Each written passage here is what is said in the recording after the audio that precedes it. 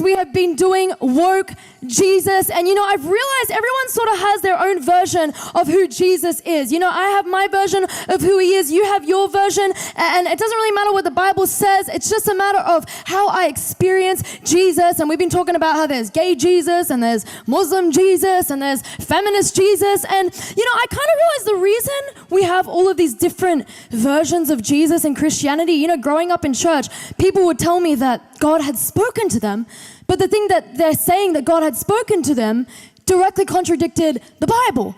Like, God has told me to stop going to church because the church is just too corrupt. I'm like, really? Because the Bible itself tells you, do not forsake the weekly gathering of believers. So how have you landed somewhere where the Bible, the encounter you're having supposedly contradicts what the Bible is saying? And the reason is, I realized in the last, say, 50, 100 years of Protestant Christianity, we have put such a weight on the experience and the emotion and the feelings we get in the presence of God, and we have cast aside truth and reason and logic. We have placed so much weight on the experience. We are experience junkies.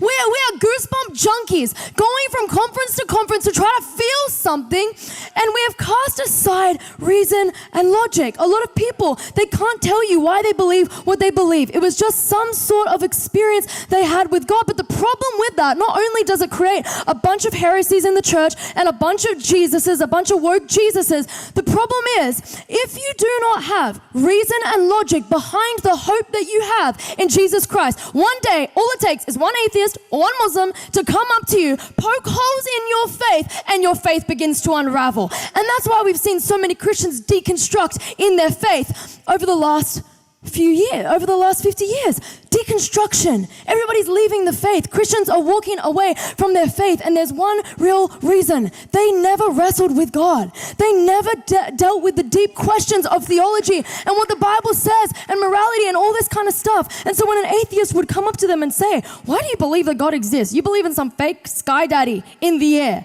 and you believe that he hears you and he loves you, and yet the world is so full of all this pain and suffering and cancer and disease and children dying.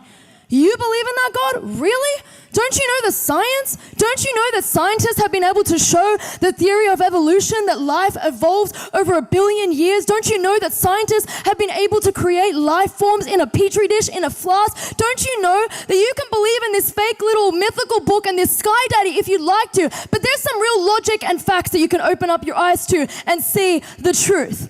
And they poke holes at our faith. And the problem is, we were commanded to have a reason for the